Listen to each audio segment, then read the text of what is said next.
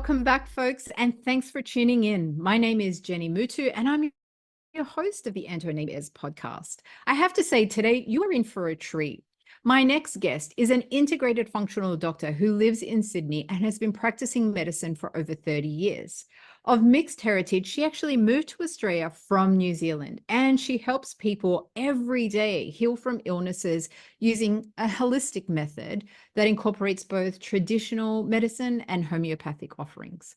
So this episode is really curious and fascinating, and we're going to explore the conversation of imposter syndrome within this wonderfully broad and diverse context of healing, but not just the healing of the body. I'm going to challenge you and have you consider how the conversation of imposter syndrome intersects with generational healing. And for those of you who may be not quite familiar with that, tune in because we will talk about that a little bit in this episode.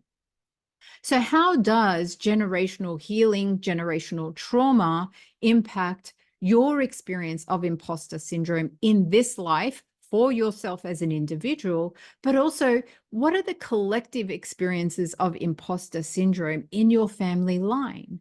Now, I don't have an answer for this, and it is an inquiry. So I would invite you to just be in the inquiry of it and see what comes up for you. I'm so excited to share this episode with you and to introduce you to my next guest. And her name is Dr. Maria Mackey. So, Dr. Maria, welcome. Thank you. Thank you. So I'm really keen. Why don't you tell us a little bit about what integrated functional health is and how this became something of importance to you, or why it became something of importance to you? Integrative medicine looks at incorporating alternate therapies with medicine. So that can be incorporating therapies such as acupuncture, Chinese medicine, aspects of naturopathy, or in my case, I did some training in homeopathic medicine, alongside with mainstream medicine. So you use your medical knowledge as a base, and then you can layer other therapies that you think may be appropriate for somebody on top of that. And so it incorporates, it's inclusive. Versus functional medicine, which tends to really want to know someone's story, you want to get to know someone's life and how they got to you, and you try to find the root cause of their problem or their illness as to whatever it is that they're presenting with at the time. So I tend to blend the two in because they're not the same. It's coming from slightly different lenses, but I do find it very helpful. You would be quite unusual, I would suggest, in the profession. In terms of, there are other doctors like me, and we are I think, a unique group, and we bring together certain aspects of what we like to focus on. I like to focus on mainly looking at biochemistry and trying to find the undertone of what it is, the threads that you want to pull together to help someone to get back to their very best. Yeah. Thank you for sharing. So what are some of the how do people find you generally? It's funny, mainly word of mouth, ironically. I haven't really yet I've dabbled in social media. We have to be very careful in medicine as to what we say online. It's educational and not and informational, and not so much therapeutic. We're not allowed to say certain things, and so at some point I'd like to be able to talk more, a little bit more freely, to talk to people about, burnout and other conditions that are affecting a lot of people, especially at a time of high stress. Yeah, I just came across an article yesterday about burnout, actually, and seems to be quite prevalent in people at the moment. Are you seeing quite a lot of that? I've seen a lot of it all the way through. So when I was going to med school, they were debating, chronic fatigue. Was it something real? They were trying to define it as such, and finally they got around to creating a description. And when I started practicing medicine, I started seeing teenagers that fit that criteria, and it was meant to affect 20 to 30-year-olds. So there's been this whole wave of change, and now burnout's a spectrum, and it can affect people at any age. You know, Yes. it's not confined to adults. Yeah. Yeah. Yeah. So tell me a little bit about you know, your life journey in general. So you're from New Zealand? I am. 2 seconds. I'm just going to. Eyes are watering. A bit of makeup in my eyes. Yes, I'm from New Zealand. I'm from a small town on the North Island called Gisborne, and I come from a very big background, in that I come from a Maori background, or Māori. So for me, coming to Australia meant leaving my family. It was a big thing, but at the time it was like an adventure. And like anything, you know, you start on an adventure and all of a sudden you blink your eyes and 20, 30 years later, you're still here. I'm still here.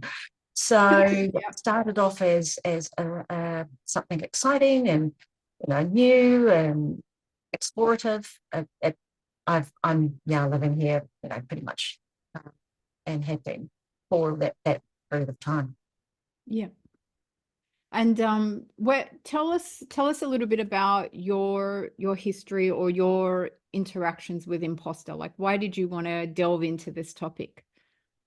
I think it's at the heart of a lot of things that I see and I'm experiencing myself.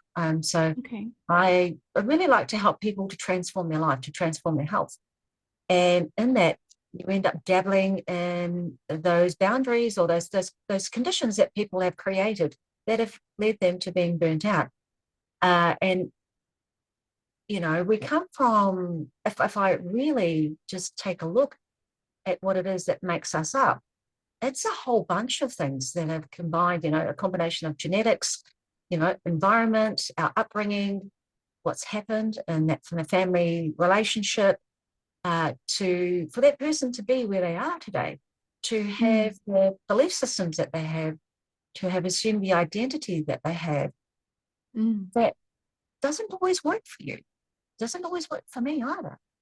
Yeah. So I had a chat with a friend and she said, Maria, I think you need to talk to Jenny about your imposter syndrome. Because it's a case of sometimes, as much as you try to help others, it's heal thyself, or healer, get some help from someone who's in that area, who's living it, talking it all the time. I in my profession, I touch on imposter syndrome.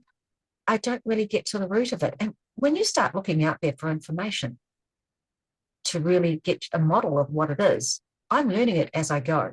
As much as I learn, it doesn't really resonate, you know, the framework of how we create our imposter syndrome. And I thought, I'm in my 50s. Whenever is it a good time to get to our truth? I'm helping others to get to their truth. So how about I get to mine? And what have you say again? Sorry. That's always a journey. Getting to our truth is often a journey. It is. It is. One well worth taking, by the way. I agree. You see, I've seen people at the very, very beginning of their lives, and I've seen people towards the end of their lives. And what really strikes me is that in some instances, it's like, is that person, are they happy? Have they lived a life fulfilled? And that isn't always the case. So it helping people with their health journey has been a gift, but also an opportunity to explore. And sometimes just take a step back and think, really don't want to go down that pathway, really don't want to necessarily be in that position. You know, I want to be the best, healthiest version of myself inside and out, not just one version, both. Yes, I understand that.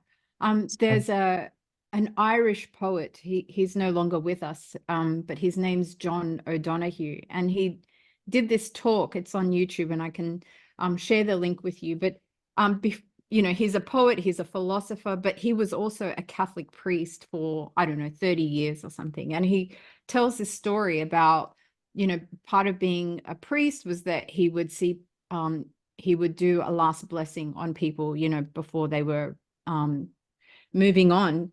And he would compare, he compared sort of two scenarios. One where the person has just clung to life and has gone to their deathbed essentially full of regrets for all the things that they didn't do and all the things that they couldn't accomplish or, couldn't become in themselves.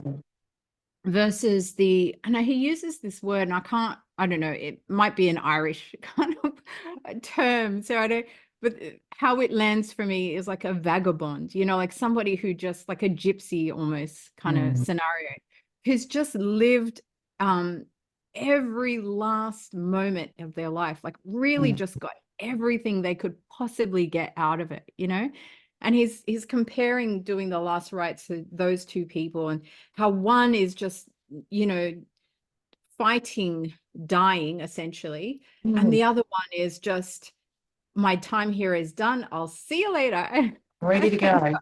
Yeah. I've definitely seen that. And but I've also seen people in the build up to that, and been in a position to ask them about their life and what it is that they would, I like to ask them, what advice would you give your 25-year-old self? Ironically, that was a question my daughter posed to me yesterday, and that was very good. In terms of every now and then, it's good to stop and touch base and think about, where am I at? Do I need to take a look at this? I don't believe in living a life full of regrets. I think it's helpful to look back, but make the most of your life lessons and those that have gone before you. I come from a line of strong women, and they have lived, full lives, very full lives. And I just think there's a lot of lessons that they've learned. It's like, why reinvent the wheel? Try and learn from that and do it in a way that suits me better. I think that's a lot of the philosophy I've tried to adopt. But in saying that, I think everyone has an imposter syndrome. It's to me, it's like a cloak, a cloak, something you put on, and before you know it, you've forgotten you put it on, and you've got it on all the time.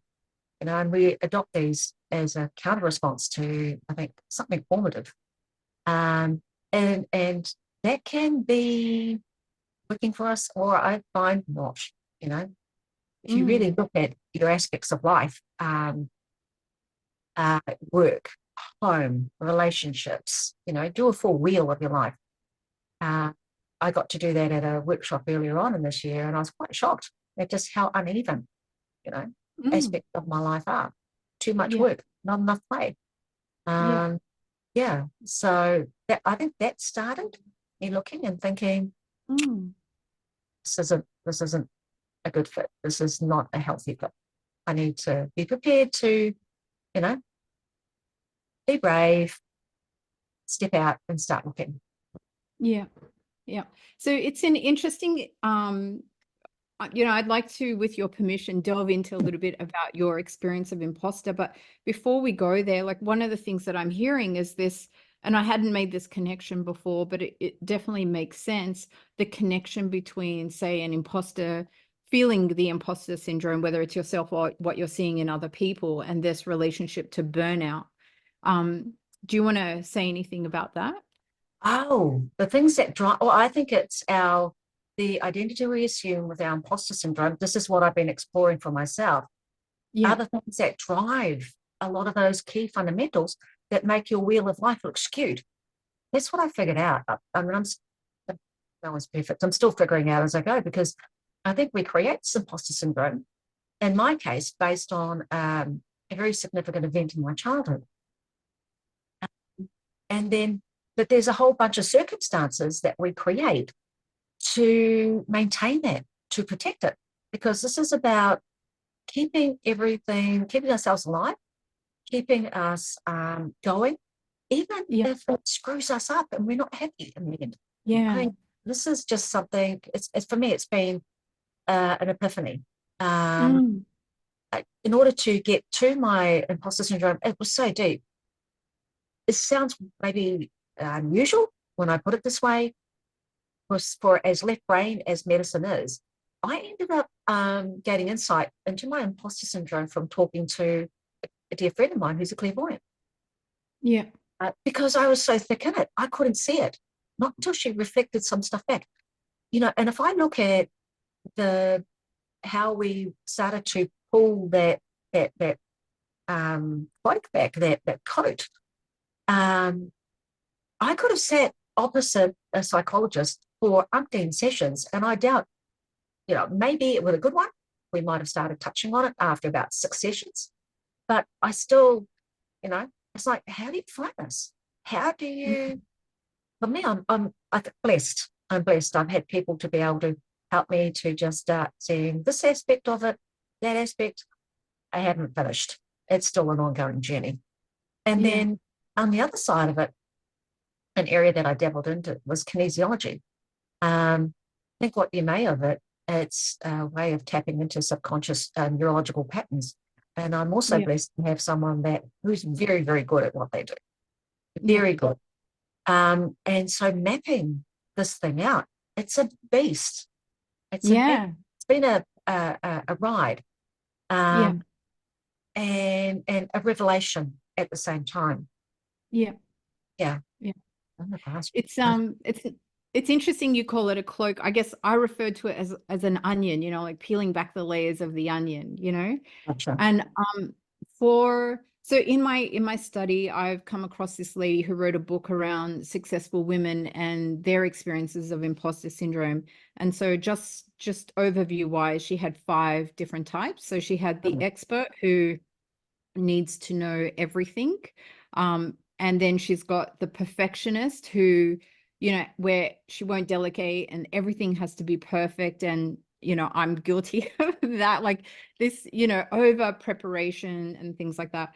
So there's the perfectionist, the expert, the woman who's like the superwoman who's got, so many plates juggling. And sometimes we're elements of all of these things, and then she's got the soloist who won't ask for help and is trying to do everything themselves, and it might be that you're in your clinic and you're providing health services to people, but then you're out there doing the bookkeeping and the marketing and, and trying to do all of these things for your business.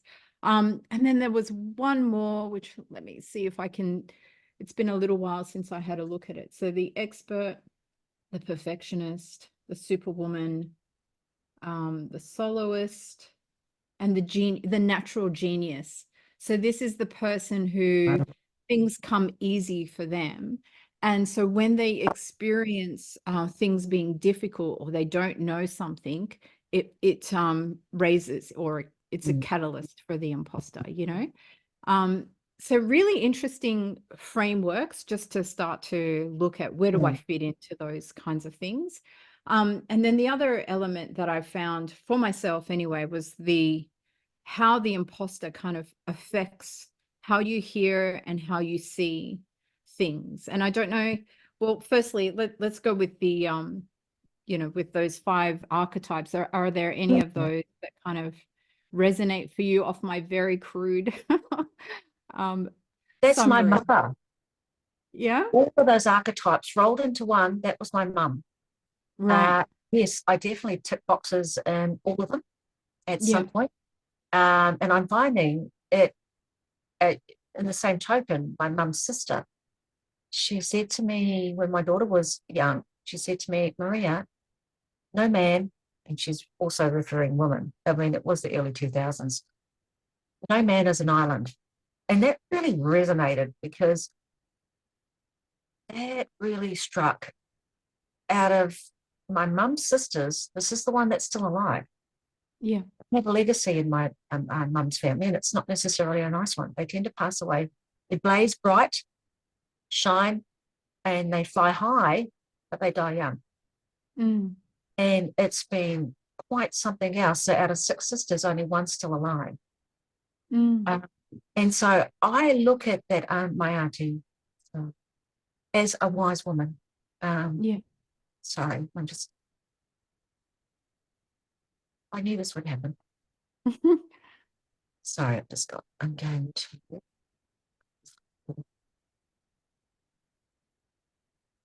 Yeah. So that was my mum. And I remember thinking to myself, this is too hard. Okay, I'll come back to it. So my mum was, we call them half caste in those days, and that might offend people now, but I don't care. But she was of a mixed background. Excuse me, I'm going to turn this heater off because it's going to affect our water.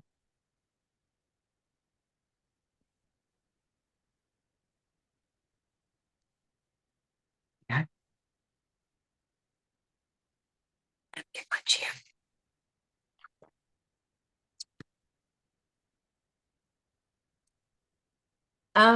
So my mum was a very dynamic woman. She came from parents. Her mother looked like a little white woman, and her father was a big Maori, 6'2", built, strong, big arms, big muscles, physical, and he was a shearer. And in those days, they were dirt poor. They grew up in a 2-bedroom dirt poor shack. And her mum had 11 babies all up. A couple of the girls passed away young, one from leukemia, one from congenital heart defect. And then that left the 3 sisters. One was adopted out at a younger age, and then there was 3 left. And out of those 3, 2 of them died under 50. And then one was my mum. The other one's my auntie, she's still alive. Thank goodness. But the key thing, I remember asking her once, I said to her, what was the difference between you 3, auntie? And she said, well, darling, my auntie Mehimere, she was adventurous. And I resonated, and I thought, oh God, that's me. And she said, and as for your mum, she was ambitious. She never wanted to be poor because they were poor. And she said, as for me, I never wanted for anything. I just wanted to be a mum. And that her very simplistic way of looking at life, being,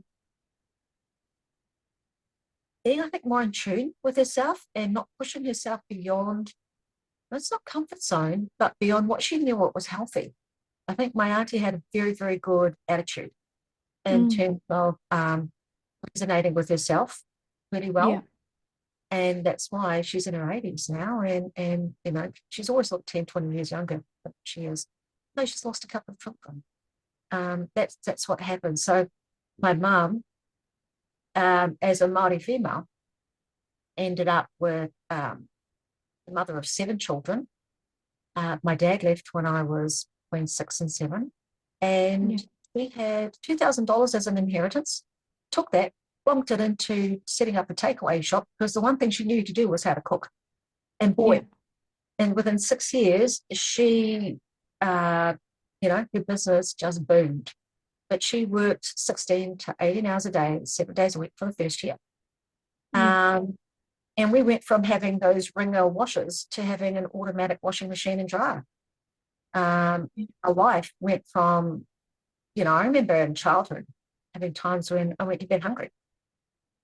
That was life as we knew it. About 5 of us used to, hop in the one double bed, queen bed in one room, like all the little puppies all, lined up in a row, and the youngest was down the bottom, because if you weed the bed, well, you didn't get anyone else wet. That basic. I look back now and I think, people have got no idea. They see a set picture of somebody, and it's like, that's not, you're judging the book by the cover, not necessarily what that cover's made out of. But I'm really thankful because she set a standard. So she set up a business in an environment which was hostile to women. And very hard to break, because there's a lot of prejudice growing up. Where I come from, they know I'm of mixed blood. And it's that veil of racism. It was there growing up. We were protected in our home and at our marae, amongst our whānau, our big family. But there were areas that, no, it was open game. School was good. We had a really lovely principal, and vice principal, and they set the standard in time Yeah. in terms of our teaching, encourage kids, and they were Pākehā or white. They love sports, and they love the talent, and they love the kids and bringing the best out of us. But yeah, so she set it up a business in small town New Zealand in the 70s, and everything was against her, completely everything. And she became Superwoman. She became all of that. Yeah. I But there was a remember necessity there too, right? So it was tough. there's a It was necessity to do that. It's either that or she went on the benefit and we starved. I said to her, Yeah. Mum, why don't you just take it easy and go on the benefit, because there were so many of us? And she said she saw what, how other women lived, and how they would hide when people came to visit, because they had no tea, they had no cake, they had nothing. And she didn't want to live a life like that. And she knew she could cook. So that's what she did. She cooked. Wow. She was a vegan. Yeah. So I got to see that, and I actually ended up working with her. But you know what? That perfectionism, that's a tough thing to live up to. And not necessarily healthy. And I've got to watch myself from time to time, because one of my buttons is control, trying to control everything, because that when you grow up like that, parental conflict, fights that lead to the separation, life's like a wild ride. It's like being caught up in a washing machine, Yeah. Life was turbulent at times, it was not easy at all. But in saying that, I still count my blessings, because we had Nan and Granddad down the road. We had our whānau as a whole, as rough as it was. We still had freedom. We could roam. We lived on a hill. So I'm very fortunate on my dad's side. We ended up living where my dad comes from. And with Maoris, we identify very much with our stomping ground, our Turanga Waiwai. And I grew up in my tribal area. Yeah. So I never had an identity crisis. So I feel very fortunate, because a lot of the kids that grew up down the road in the State House area, which looks like a scene from Once Were Warriors, literally just down the road from where I live. And those kids, their parents came from other areas, and lovely people. They knew, but this was not their stomping ground, and that kind of filtered down to the kids. I look back now, I sensed it then, because I was quite a sensitive child, and I can see how that affected their confidence, their sense of self. Unfortunately, yeah. Yeah, it's interesting how, like, I hadn't thought of it from that perspective before, and I'm so grateful that you shared. But like, so if I look at my mom, and she worked two jobs at times, and the home was somewhat dysfunctional, and she just had to, like, that's it. But I can hear, like, in terms of what you're saying, same sort of qualities in my mom, in terms of she was forced to wear multiple hats. It's not that she wanted to be the superwoman. You can't just stay home and wait for the husband to make the money. If he's not passing the money on, you're not in a great place. So she's forced to take on that. Sorry, if the father doesn't pass the money on, the kids go without food. Yeah. If she's not self-reliant, so if you look at that soloist, if she became this force to be reckoned with, because she couldn't rely on people. She had to make things work. It was just the circumstances of the day. But as a child, if you're looking at that, you're not necessarily being able to contextualize what is the context of their life and why they're taking these actions on. You're just seeing them as role modeling what they're role modeling, and for myself, it's like I've just inherited these concepts about how I should be, versus how I might want to be, and so I know, particularly in my earlier life, my friends referred to me as, this perfection which I didn't realize was actually alienating my relationships rather than, bringing people Yeah. closer to me. But I couldn't ask for help, I couldn't, that was too much of a sign of weakness, Yeah, absolutely. And her thing was what happened. We stay in a house, stays in a house, and she would not ask for help at all. Mm, But also in the same token, she was judged, and the tall poppy syndrome, because she was such a blazing talent. She was a genius. She really, mm, all those things, those characters that you described, she ticked every single box to a 9+ out of 10, if not a 10 out mm, of 10. Um, but that's what it took to succeed in those days. It was very tough, very tough. So she had the prejudice of being a female in business, yeah, and she had the prejudice of being of mixed blood. yeah, And often, uh, yeah, they wouldn't treat her the best. Uh, she'd, get fish from the fisheries, and there was a fish boss there who was very fair and treated her well. But prior to that, she had difficulties getting, supply of food, mm, yeah, for her business. But and see, yeah, yeah. So I had that, which is very unusual, because not all Māori women in those days were prepared to put those shoes on and stomp down that pathway. mm, And she was very much a trailblazer, but extremely talented. I think in a way I revolted a little bit, and I was feral. I was feral as a teenager. I ripped my carpet up because my cats peed on it. I had nails sticking up the floorboards. I had my saddle in the room, and she was horrified.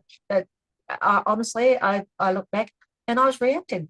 But in the same token, as much as you react, that is your role model, and you end up heading towards that direction, you know, without even realizing it. So assimilating those identities was definitely a part of it.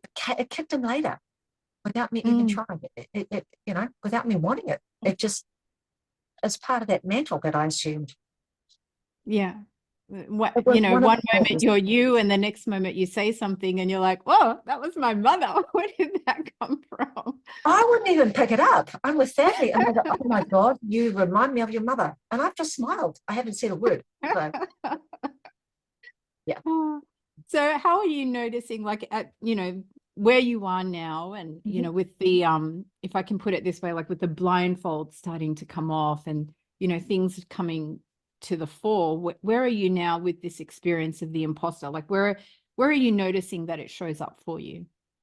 Um, I've noticed it came up in my relationships with men. Yeah. Back to it. It seems that, and I had to have help with seeing this, that it seems that anytime, especially in business, I had a conflict with a male, it put out the absolute she warrior in me. It was war. Mm, When people watch the haka, the All Blacks do it much better now, right? They used to be terrible. But when you see a war dance, when you see a haka being done, this is fire that's mm, coming out of that person, and mm-hmm, it's projecting out through everything, right? mm-hmm. I'm Well, getting goosebumps recalling it. yeah, it would bring out that in me, and that I've been in my own business now, my own clinic for 6 years, and it's been a journey. I swear these things have come up to make me say, "Hey, this is here. You need to take a look at this." Stop running, yeah, not running away, but I wasn't aware. I like to think I'm fairly laid back about things, but it would just become World War III and simple things. It took 6 years to get my signs put up outside my business. 6 years. Um, Dealing with real estate agent, when I was renting. I had to way to turn that around. It was just not pleasant at all for him or Yeah. for me. But it's like this immediate, like, well, you know what? You F me off. This is what's going to happen. Boom. Um, Yeah. and this whole, it's like this thing would come up. And it would just take over and obliterate all reason. Uh, and what was at the heart of that was feeling unheard. I was feeling unheard. I had to have my clairvoyant friend, talk to me about that. And when I went, oh my God, she said, yeah, it happened when you were 7. And I went, boom, that's when Dad left. Then it took a session with my kinesiologist to try and unpiece that. I couldn't unpack it. I was 7 at the time. I can't remember, what was what. The whole, when my dad left, it was like my whole world splintered. It's going to make me cry.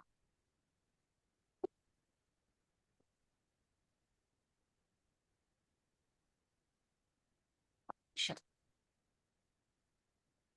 I was a daddy's girl, very close to me.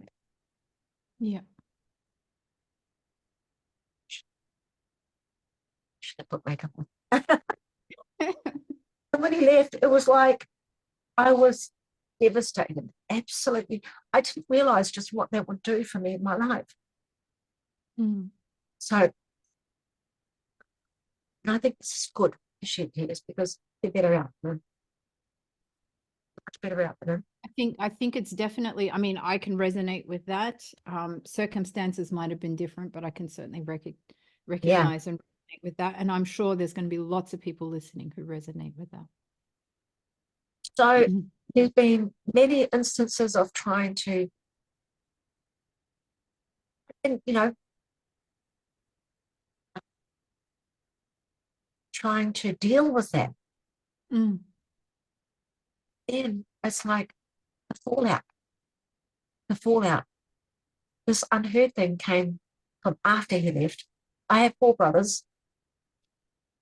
They are all characters.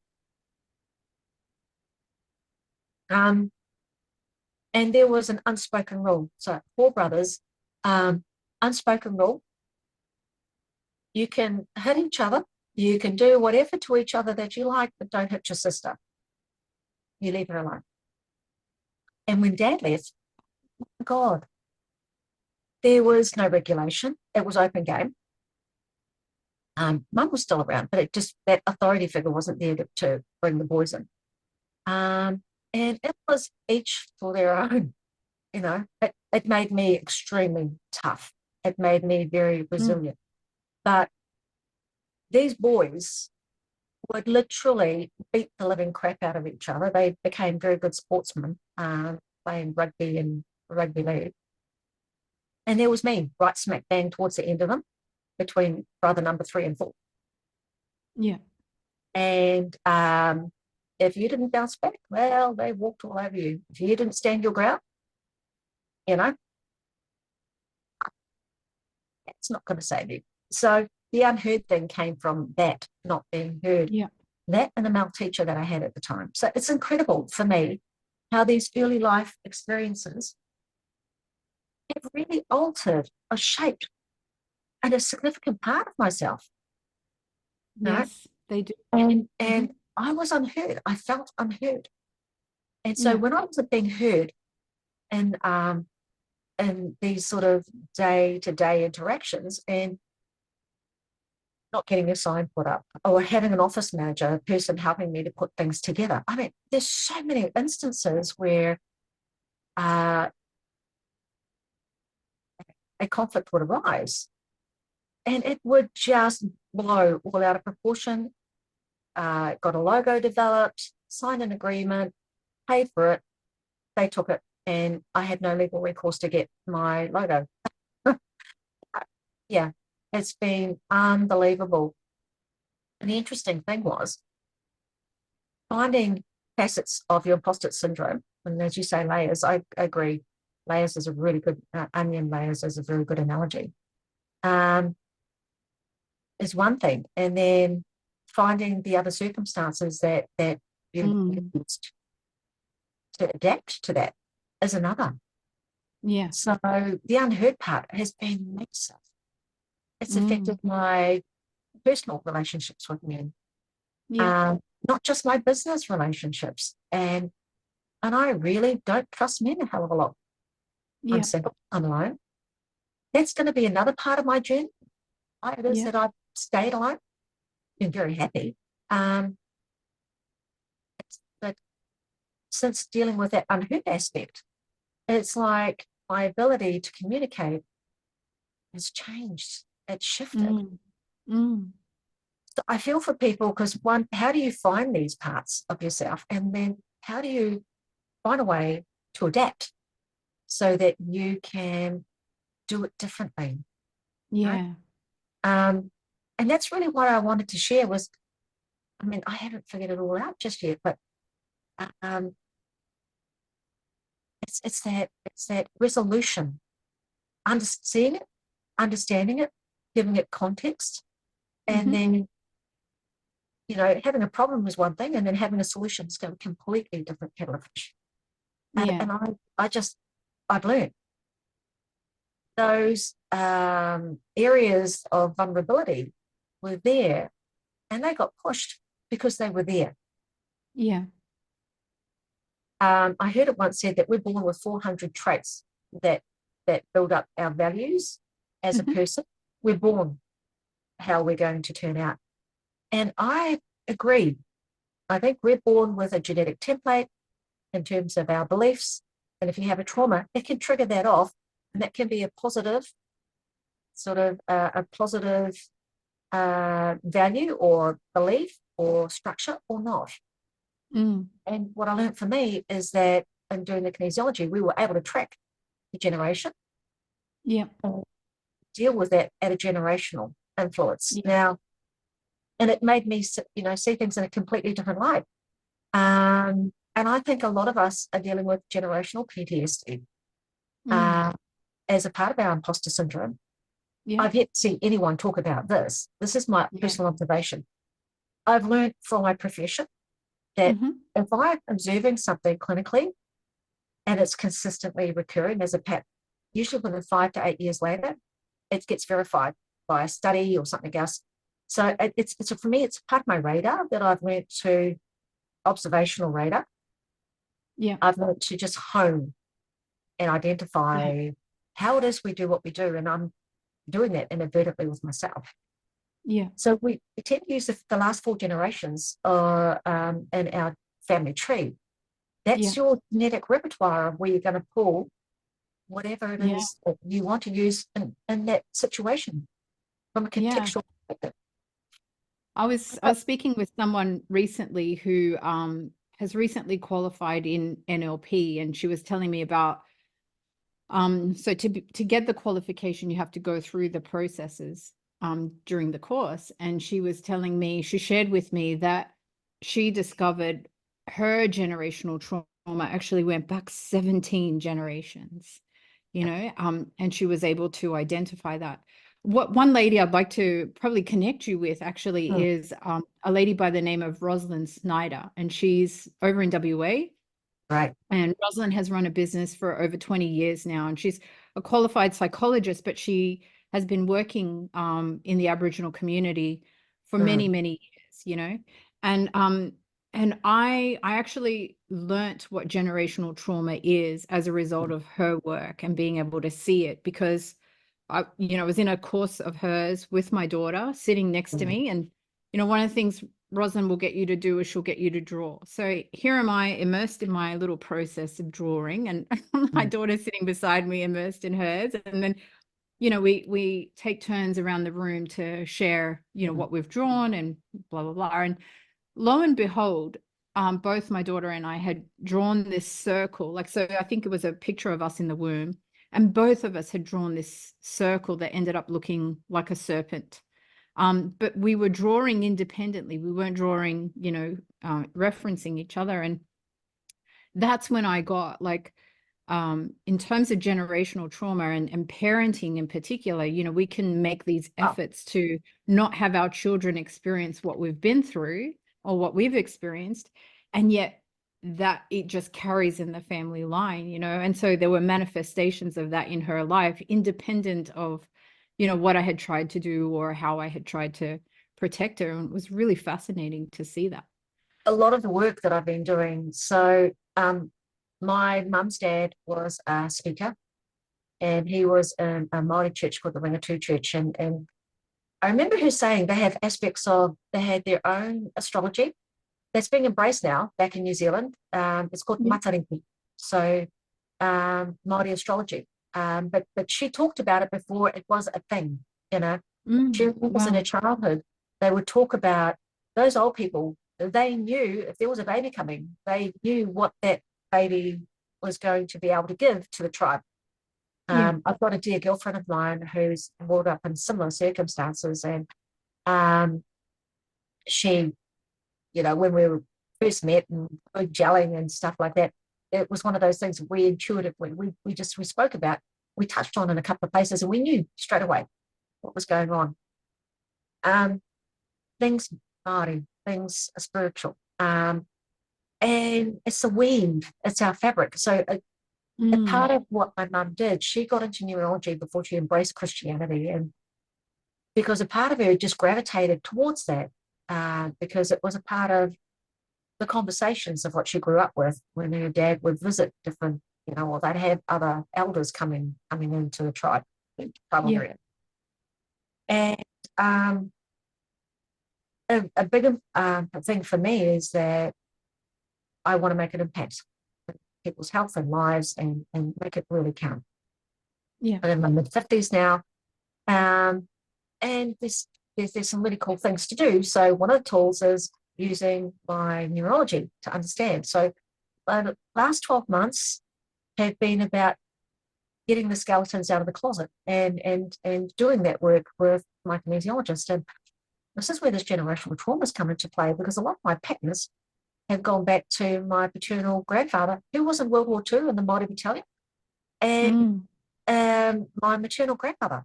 I both light-eyed, fair-skinned, ironically, but my grandfather and I had a natural bond. I was a blue-eyed little princess. I was born with blonde hair and blue eyes. And he had green skin and green eyes and very fair skin, like olive skin, whereas his brother was black and dark, black as the United States.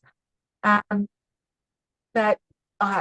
it was some of the stuff that was going back to my grandfather, my digestive stuff, right?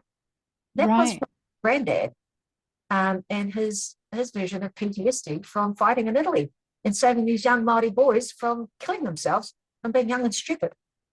So he was old. He wasn't meant to go. He was too old. So I honestly, I was like, how do you fix these problems when this is the root cause of what's going on? This is the template that my system's operating on. It was there. It got triggered by a stress in my life, and then boom, I've got this issue. Figuring out how we do that, and that's what made me understand more. The first concept of generational PTSD I read about in a book by Bryce Courtney back in my 20s. So that kind of sowed the seed. We taught stuff in medical school. No. Not back in those days. There's another book actually that you might find interesting. It's called It Didn't Start With You. Have you come across that one? No. I think you'll want to add that to your list in terms of understanding those dynamics. I think in some sections of the book they sort of talk about words that people continue to repeat, and then they investigate, the origins of those words and where did that come from, So especially if it's echoes of the not being heard. I wonder, I'm not making a diagnosis or anything like that, but I'm really curious about that. It was generational, and that went slightly different. It doesn't always, but a lot of my stuff tracked back to those two. But any combination, it can go back.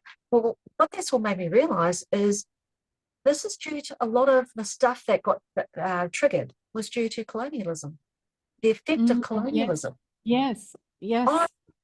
It's like it affects your ability to do finances, your ability to succeed in the world, your ability to break those boundaries that are stopping you.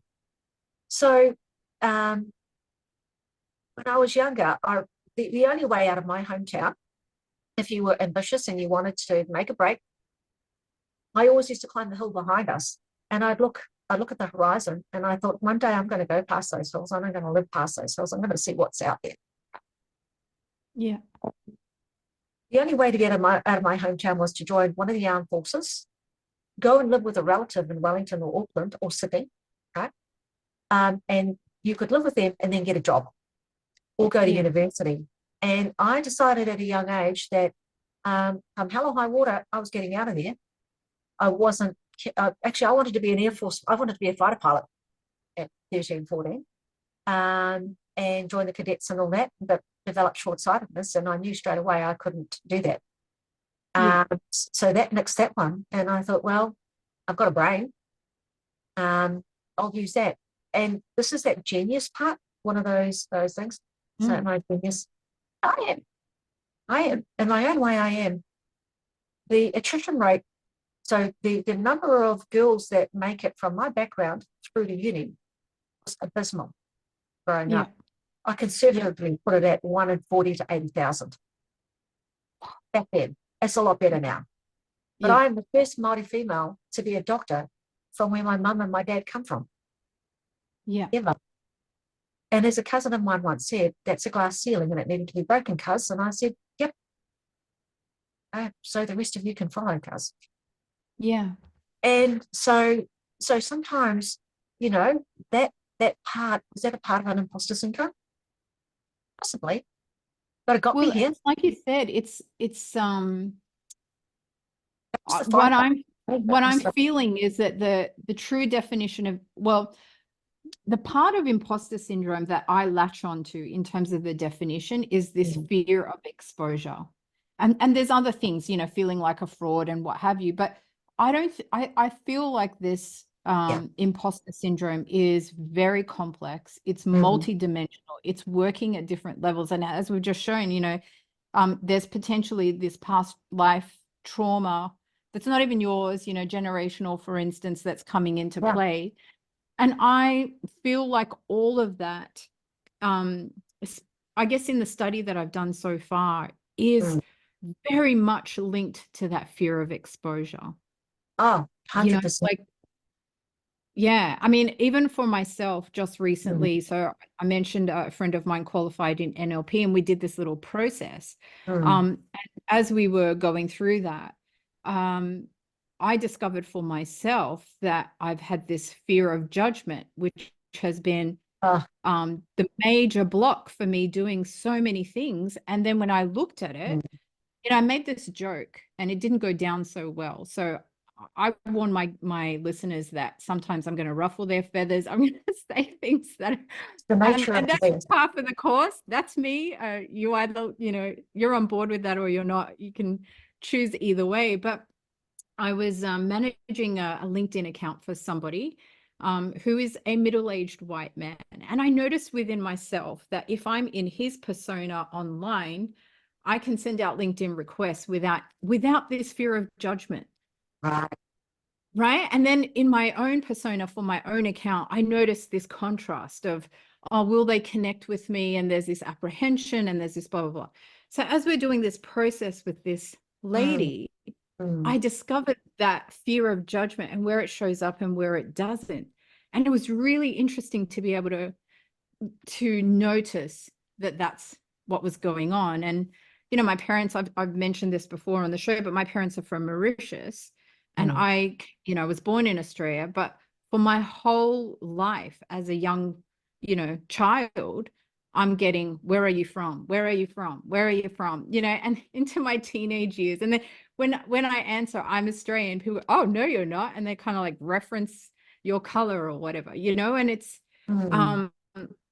constantly trying to fit in, constantly trying to, you know, and so I developed this massively ochre Australian accent just to fit in. You know, I remember one of my teachers, actually, he was this redhead teacher in year 7 or 8, and he just laughed at me one day because he was like, oh my gosh, you sound so ochre, you know, and I didn't think anything of it, but it was just such an attempt to fit in and to be normal, whatever that is. That's the extreme I went to, you know. Yeah, it's funny you should say that, because the growing up, we were almost, pushed into a corner of don't show parts of your body. It's assimilation. They tried to assimilate us in our language. I don't speak Māori because we weren't allowed. My grandparents weren't allowed to. My parents weren't allowed to. Now the generations below us, they're coming through. They're beautiful, beautiful, and they're so confident. And I'm hoping they're ticking off those good genes, and they don't necessarily have to push those vulnerable buttons that come from generational PTSD. Success breeds success. And if there's one thing I've learned from this exploration, it's so bloody true. And be as successful as you can be. That's really. So I'm going to go back to this. So one of the things we grew up with is that on one side, my mum's father was a speaker. Yeah. On the marae, a leader, a natural born leader, and a very good orator. He was renowned for his speeches. And very well respected. And on the other side, my other grandfather, the one that went to fight in the war, was a very humble man, and he believed in being the backbone. And so my dad, had this philosophy, and he passed it on to the boys that we're at the back, supporting the ones at the front, so that they can our visitors can be taken care of. And we call it kaimahi. They do the work for cooking food to feed the visitors. Yeah. But with that came this like not hesitancy, but almost a horror of being under public scrutiny. And and it kind of breaking free of that to speak out has been huge. It's been absolutely massive. It's taken a lot to just get rid of that, So I feel for any person of Indigenous background that's gone through assimilation and colonization. Kia kaha, be strong. Don't be afraid. If I can, you can too. I see the same thing for new migrants to Australia. It's the same process, I've noticed it. I used to teach at university, and most of my students were international students. So you'd see them go through the battle.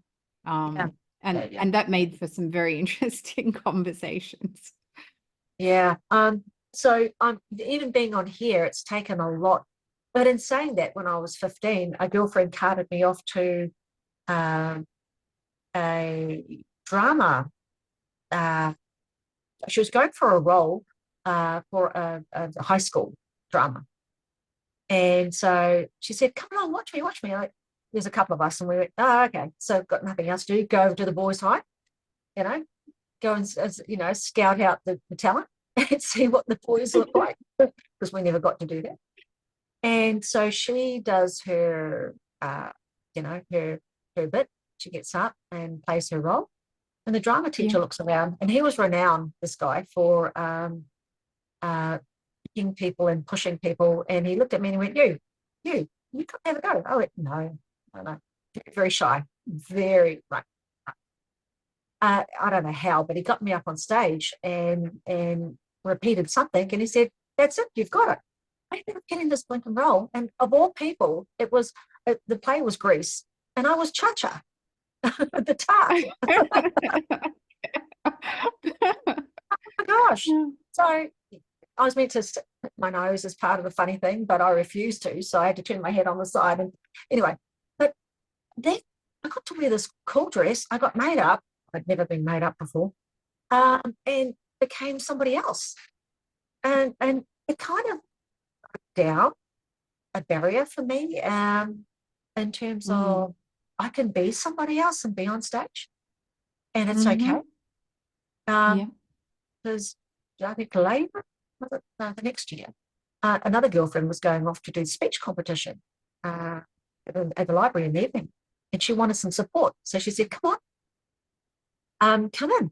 And I'm like, okay. So I'm just going to support my girlfriend. Our English teacher's there. She only has, I think, 2 girls talking. And she goes, to me, you're going too. And I went, no, I'm not. I only came to watch my mate. And anyway, we get this one-liner. We have to create an impromptu speech within 2 minutes. And mine was about, was it the pros and cons of takeaways? My mum had a fish and chip shop. So it was, and I used to work for her at that point because I was about 14, 15. And I could run her shop at that point at 15. And I ended up doing this impromptu speech competition and winning the speech competition. Surprised myself, surprised everybody else. And that's that part of genius. See, I was a dreamer as a child. I was a little bit away with the fairies, didn't really care too much about picking too much of anything up unless I liked it. And just was natural. And working with my mum, I became very good at maths. Well, you have to if you're adding, people's fish and chip orders up, and they give you $10 and you've got to figure out the change. So just natural gifts, natural intelligence.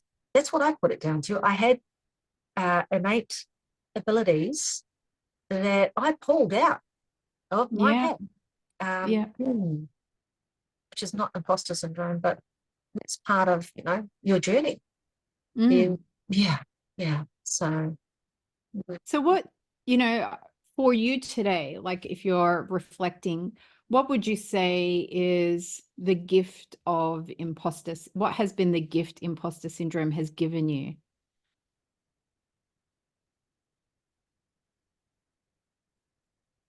It's a really good way to look at it, and I hadn't thought about it.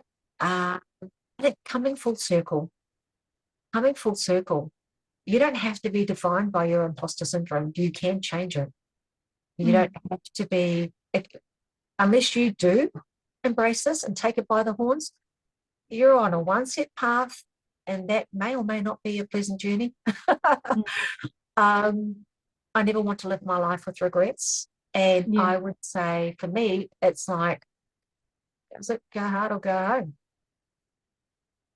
I'm not prepared to allow anything to hold me back. And if my imposter syndrome is holding me back, it's up for grabs. It's not. So what's the feedback you get? Like when it's starting to take hold or take over, what are you feeling or saying to yourself? So if I look back at the unheard part, right?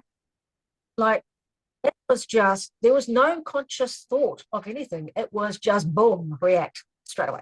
That unheard part that brought out the warrior, right? The warrior, that was kill or be killed. And that was it. I would just go for their jugular. It was lethal. And didn't solve the issue. It created drama, took up so much time and energy, and created turmoil. It didn't give me access to a smooth path. It put obstacles in my way. It got in the way. So it took over completely. It wasn't a whisper in my ear. It was a, you get out of my way or else I'm going to go and I will go through you, and I know who's going to be standing on the other side. It was that. It was unreal. I wouldn't mean that for many people, and it's like, not helpful. So what have you learned in terms of strategies to be able to, take a step back or to minimize the damage or avoid the damage altogether? Like what have you put in place for yourself? I'm really lucky. So in working with a kinesiologist, it's touched on those references, because with that comes sort of beliefs, fears, habits, and beliefs, and it can affect your physical body. So it can affect by causing a twist in your part of your back. So unraveling that stuff automatically, my system just clicks into a different mode. And I had an interaction with my IT guy not long after we worked with that, and I could feel the difference. Instead of biting his head off, I kind of stepped back and posed a different set of questions to him. I sat back, I looked at him, and I thought, English isn't your first language. I know you're not being nasty. You're doing your best. And I'm going to work with that. It was a very different way of being, rather than bring down Yeah. a sword, you know. Yeah. It, Yeah. it was as it was a way of easing into it, and it just happened automatically.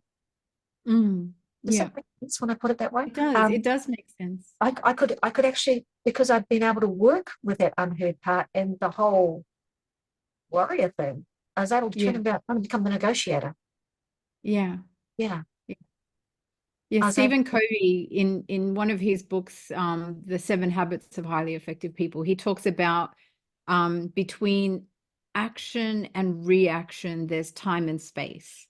ah, And so instead of, so there's reacting, which is what you've talked about, and then mm, there's responding, which is how you were with the IT guy, like to be able to use that time and space to go, right, he's doing his best, you know, he's here, you know?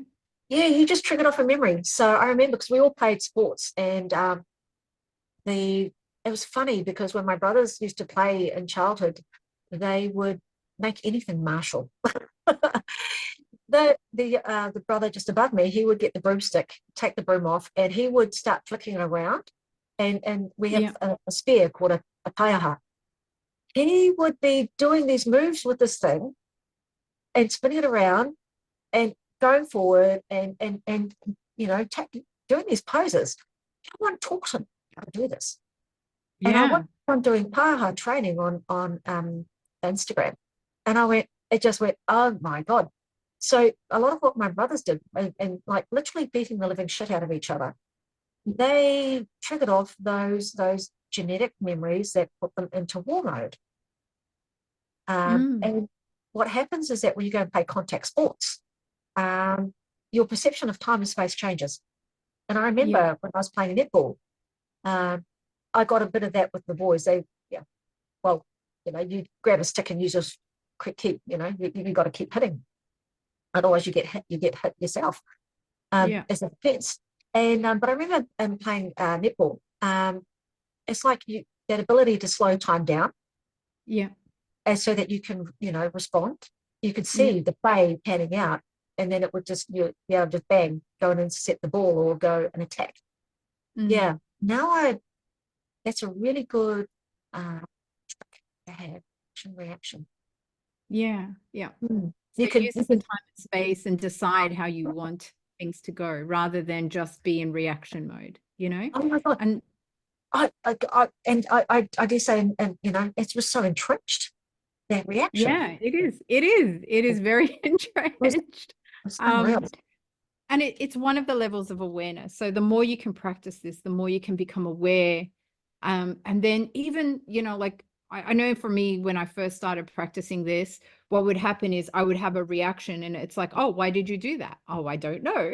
Like, so you're having the reaction or you're doing this thing and you shouldn't be. And it's like you're watching yourself do this thing you didn't want to do. And it's Mm, just part of that, building the muscle of awareness so that you can move into that space of that sitting in the time and space, because sometimes you don't actually have to react or do anything or respond at all. You could just sit in that time and space and allow things to unfold how they're going to. I think it's the realization that you can sit. Mm. It's like to put the reins on it before this locomotive takes off, or the horse bolts. Yeah, Yeah. very much so. I agree. Yeah, totally. So Marie, before we wrap up, Yeah. I'd love to ask you what sort of advice would you have for people who are listening to this, and um in terms of where you are, where you're going, what kind of advice would you say for people? Be brave, kind, and get some supports. This is a big thing to do. It can leave you very vulnerable. Um, Bring people around you that can help you to transform that experience, to make it as gentle as possible, because this is a big thing to shift. It is Mm, not your everyday topic. It's something like saying yes or no to something, or you're at work, you're trying to make a decision about something. This is your life. This is mm, your tapestry of your life, and it's huge. yeah, Have as much support to it, but stay strong. Stay yeah, strong. Yeah. Excellent. Thank you so much. I really appreciate you being on the show today and sharing so vulnerably and truthfully. Thank you so much. You're welcome. Thank you. And thank you for having me. I appreciate it.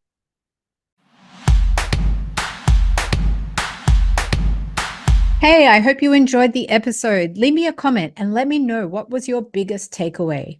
And if while you were listening, somebody popped into your mind and you know that they would benefit from listening to this, be sure to send the link to them.